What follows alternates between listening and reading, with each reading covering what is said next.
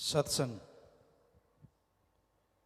ऐसी जगह यहां अल्लाह वाहिगुरु गौड़ खुदा रब के बारे में चर्चा होती हो, यहां यह पता चले कि नाम करोड़ों हैं पर वो ताकत एक है, उस एक को पाने का रास्ता मिले, जीते जी गम दुख दर्द चिंता बीमारियों से मुक्ति का रास्ता मिले और बदले में किसी तरह का कोई टैक्स अदा ना करना पड़े, उसी का नाम सच्ची रूहानी सत्संग है। वैसे तो आपको बहुत बार बताया, सत्संग यानी सच का साथ, पर सच ऐसा सच, सच था, सच है, सच रहेगा। हर चीज बदल जाती है, रोजाना सूर्य नक्षत्र ग्रह चंद्रमा धरती में परिवर्तन निश्चित है और वो परिवर्तन हो रहे हैं। किसी में परिवर्तन नहीं होता तो वो ओम हरि अल्लाह गौड़ खुदा रब है। उसमें कभी कोई परिवर्तन नहीं आता। उस अपरिवर्तनशील मालिक को, सदा सच रहने वाले मालिक को देखने के लिए इंसान के अंदर एक रास्ता है। किसी भी मंजिले मकसूद पे आपने जाना हो, उसके लिए रास्ते होते हैं। किसी शहर में जाना है, बस है, गाड़ी है, पैदल जा सकते हैं। दूर दराज जाना है तो ट्रेनें हैं, बसें हैं, जहाज हैं। तो उसी तरह एक बहुत दूर देश है जिसे अनामी निज धाम सतलोक कहते हैं। यहां वो मालिक अपने पूरे शबाब पे नूरे जलाल में रहता है। वहां तक जाने का रास्ता हर किसी के अंदर से जाता है, पर उस रास्ते पे चलने के लिए कौन सी बस, कौन सी ट्रेन, कौन सा जहाज होगा, कौन सी टिकट होगी, कौन होगा टिकट देने वाला, कौन होगा जहाज उड़ाने वाला, ये जानना अगर आप चाहते हैं तो सत्संग सुनिए। सत्संग में बताया जाता है कि उन रूहानी रास्तों का जो जहाज जाता है वो मालिक का नाम है, उसी का चप्पू है। गुरु पीर फकीर कैप्टन एक गाइड के रूप में आपको बताते हैं और फिर नाम या जिसका नाम है अल्लाह वाहिगुरु राम की गोद में बैठ के आप उस सफर को कब तय कर जाते हैं कुछ मालूम नहीं पड़ता, बल्कि नजारों से माला माल होते चले जाते हैं। तो सत्संग में वो टिकट दी जाती है जो उस जहाज पे चढ़ा दे, जो सीधा अनामी जाता है, और उस टिकट को कहते हैं गुरु मंत्र, नाम, कलमा, मेथड ऑफ मेडिटेशन। आपने उसका अभ्यास करना है, आपने उसका जाप करना है। और उसकी निशानी क्या है? अगर आप कंटिन्यू लगातार घंटा सुबह शाम 2-3 महीने लगातार उसका जाप करते हैं तो उसकी निशानी यह है कि आप जीते जी गम दुख दर्द चिंताओं से मुक्ति हासिल करने लगेंगे। मरणोपरांत क्या होगा, जीते जी देख पाएंगे। जीता जी आप सुख से जीवन व्यतीत करेंगे और मरणोपरांत आवागमन से मुक्त हो जाएंगे। ऐसी है राम नाम अल्लाह मालिक के नाम में ताकत, पर अगर आप जाप करेंगे तो पाएंगे। आपको बादाम दें, आपको घी दूध, कितने भी मेवे मिष्ठान आपके सामने रख दें, आप खाएंगे नहीं, हजम कैसे होगा और पावर कहां से आएगी? सिर्फ सजदा करने से, धोख मारने से, माथा टेकने से तो वो बादाम या वो घी दूध की ताकत आप हासिल नहीं कर सकते। उसी तरह अल्लाह वाहिगुरु राम का नाम है, जब तक आप उसके नाम को खाते यानी अभ्यास नहीं करते, तब तक तमाम ताकतें आप पे जाहिर नहीं होंगी और आप कंगाल के कंगाल रह जाएंगे। जीते जी माला माल होना है। जिंदगी गुजर रही है और कुछ भरोसा नहीं होता। हर चीज की गारंटी बुनियाद होती है, पर जीवन की क्या बुनियाद? लोग घर से निकलते हैं, सफर तय करेंगे, ये काम करेंगे, वो करेंगे, फला करेंगे, और ऐसा एक्सीडेंट होता है प्राण पखेरु उड़ जाते हैं। कुछ होश नहीं होता, कुछ पता नहीं होता क्या होने वाला है। सब तमन्नाएं, सब इच्छाएं धरी धराई रह जाती हैं। सो कहने का मतलब, आप किस चीज की वेट कर रहे हैं, इंतजार किस चीज का कर रहे हैं? कब करेंगे आप इबादत? कब करेंगे आप सुमरन? क्या कोई भयानक बीमारी को उड़ीक रहे हैं, या फिर आप अपने कर्मों के बोझ तले दब जाएं तब आप उसको याद करेंगे? क्या सोच रहे हैं आप? क्यों नहीं सुख की जिंदगी में उसे शामिल कर लेते जो हमेशा आपकी जिंदगी को सुखमय रखेगा? और हैरानी यह है, उसको शामिल करने में टैक्स नहीं देना। आज पत्थरों की भी कीमत बेशकीमत, हीरे जवाहरात बेशकीमती हैं, सोना चांदी सब बेशकीमती हैं, कीमत बढ़ रही है।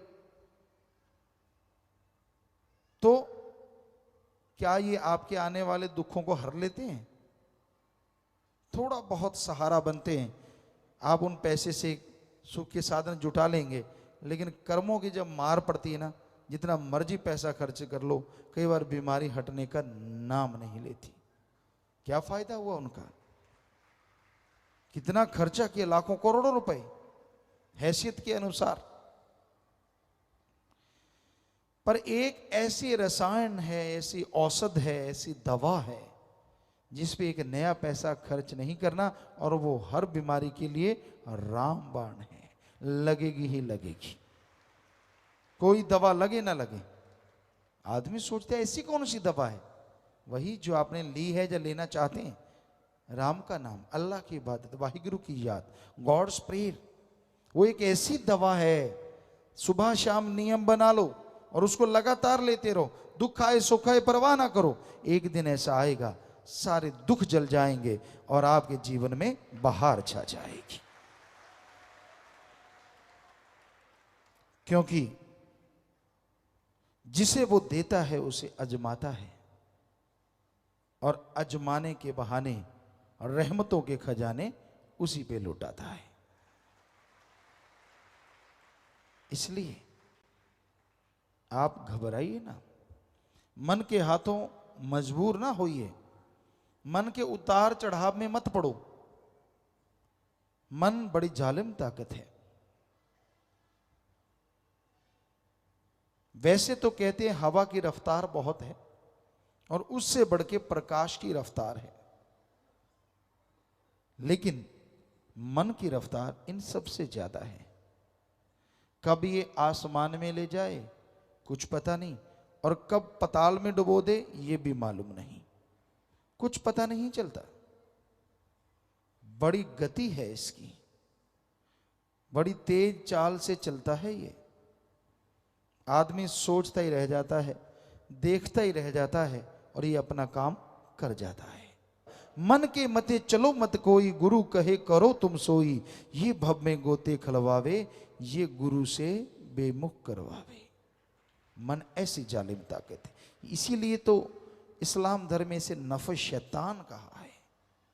ये भी एक बहुत बड़ा शैतान है जो आदमी के अंदर सोया हुआ शैतान है, पता ही नहीं चलता इसका, कब आपके दिमाग पे हावी हो जाता है, कब आपकी बुद्धि को अपने कंट्रोल में कर लेता है और कब आपको मालिक से दूर करने की प्लानिंग शुरू कर देता है। ऐसे करेंगे, फिर वैसे करेंगे, फिर ये करेंगे, फिर वो करेंगे। ये मन नहीं कहता कि तड़प तड़प के मरेंगे, बस वो बात छुपा लेता है, बाकी सारी तुकबंदी जोड़ देता है। ये मन की चालों को समझो। मन इतना जालिम है, सामने भगवान खड़ा हो तो भी नहीं मानने देगा अगर इसको रोका ना जाए, इसको कंट्रोल ना किया जाए। भगवान कृपा कर दे तो बात अलग है, वरना मन बहुत जालिम और बहुत ढीठ है। आदमी गलती करता है तो मन की वजह से, गलती करके फिर कहता है कि तू तो कभी खुशियां ले ही नहीं सकेगा, हालांकि खुशियां मिल रही होती, ये भी मन की वजह से। तू बुरा कर्म कर ले, ये भी मन की वजह से। भूल जाता है कि अगले बुरे कर्मों की सजा है और करूंगा तो क्या होगा, मन याद ही नहीं रहने देता। ये कर ले तू, वो कर ले, उल्टे उल्टे काम, उल्टी उल्टी बातें दिलो दिमाग में चलाता रहता है। और आदमी कितने बार जीता है, कितने बार मरता है, इस मन के हथों कोई नहीं जानता। इसलिए मन का सामना करो। आपने नाम ले रखा है, कभी उसका इस्तेमाल भी किया करो। कई कह देते मेरा मन हावी है। अगर मन हावी है तो सच सच बताइए, क्या आप घंटा सुबह शाम कभी सिमरन किया? नहीं किया। आधा घंटा सुबह शाम नहीं। नाम को तो तब काम में लेते हैं जब जरूरत पड़ती है, मौके का हथियार समझ रखा है। जरूरत पड़े तो निकाल लो, वरना दबा रहने दो, यहां दबा है। कई हैं मालिक के प्यारे जो रेगुलर नियमित प्रभु के नाम का सुमरण करते हैं, वो आदमी मन के काबू में नहीं आता। सुमरण में ऐसी शक्ति है, आने वाले भयानक कर्मों को काट देता। मेरे से होता नहीं, ये बात जब आदमी कहता है ना, बड़ा दुख भी लगता है और गुस्सा भी और अजीब लगता है। आपने रफा हज जाना है, उसके लिए आपके पास टाइम है, सुबह सवेरे ही भाग लेते हो लोटा उठा के, क्यों खाया इतना होता है। उसके बाद नाश्ता नहीं मिला, चाय दूध जैसे घरों में होता है, छाछ जो भी आप पीते हैं, वो उसकी तैयारी शुरू होती है। वो ना मिले तो गाड़ियां जुबान पे तड़ाक तड़ाक आती हैं। फिर नहाते हैं, काम धंधा करने जाते हैं, फिर दोपहर का खाते हैं, रात का खाते हैं, सारा दिन कहीं तो पशुओं की तरह चरे ही जाते हैं, चरे ही जाते हैं। तब तो टाइम है, चुगली करते हैं, सिर जोड़ जोड़ के निंदा करना, बुरी बातें करना, टाइम है। किसी की जेब कैसे काटे पता ही ना चले, किसी के साथ ठगी कैसे मारें, बुद्धू बना डालें, किसी का हक मार के खा लें, डरा दें, गरीबों को धमका दें, उसके लिए टाइम है।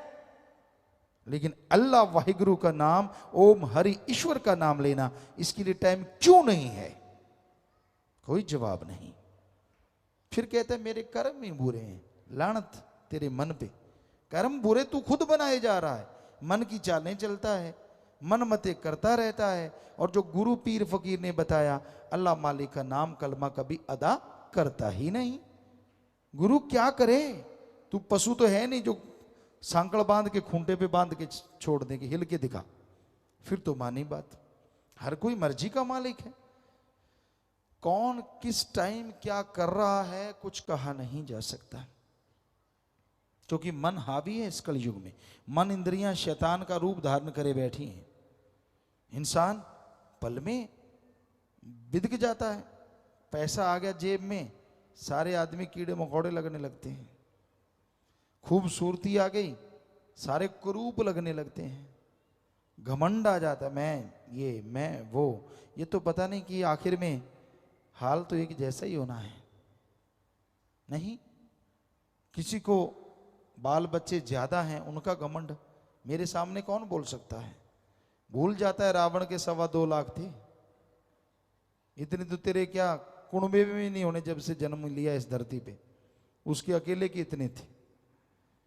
तो सब कुछ भूल जाता है मन के हाथों मजबूर होके ये इंसान। तो मन से लड़ा करो, नफस शैतान की लगाम कसा करो, और उसके कसने का एकमात्र उपाय सेवा और सुमरन ही है। भक्ति इबादत करो और परमार्थ करो, परहित के लिए जरूर समय निकालो। आप कितने भी गरीब मजबूर हैं, पर इतने नहीं कि आपको रोटी नहीं मिलती। अगर आपको रोटी मिल रही है तो आप परमार्थ भी कर सकते हैं। हो सकता है मालिक उस रोटी में ऐसी बरकत डाल दे कि आप दूसरों को रोटी खिलाने वाले बन जाएं। क्या मालूम, क्या पता किस कर्म के पीछे कौन सा रहमत छुपी पड़ी है, किस कर्म के पीछे क्या कृपा होनी है। आप तो कर्म जोगी बनो, आप मेहनत करने वाले बनो। तो इंसान को कर्म जोगी मेहनत करते रहना चाहिए, सुमरन करते रहना चाहिए, सबका भला मांगना और करते रहना चाहिए, तो मालिक उसका भला जरूर कर देते हैं। किसी को चिंता बाल बच्चों की, किसी को जायदाद की, किसी को तन की, किसी को किसी की चिंता, और जो मालिक और मालिक के औलाद की चिंता करते हैं, मालिक उन्हें रहमो करम से माला माल कर देते हैं, अंदर बाहर से भर देते हैं। मालिक की चिंता कैसे? चिंतन, उसके नाम का चिंतन। जैसे मूसा की आपको बात सुनाया करते हैं, गडरिया कितनी चिंता कर रहा था अल्लाह की। अल्लाह तू बीमार हो, मैं भेड़ बकरियों का दूध पिलाऊं, मैं तेरे पे ऊन की चद्दर उड़ाऊं, मैं तेरे पांव दबाऊं। अब अल्लाह, आप अगर सोचिए अकल वाला कोई ऐसा सोचे, वो सोचे यार ये कैसे, जैसे कैसे हो सकता है ये, अल्लाह कैसे आएंगे, कैसे होगा। मूसा ने भी तो यही सोचा कि ये कैसे संभव है, कैसे आएगा अल्लाह, आएगा तो, यानी उसकी चिंता ही यही थी गडरिए की। सारा टाइम अपने मालिक, अपने अल्लाह, अपने राम, अपने सदगुरु मौला में खोया रहता था।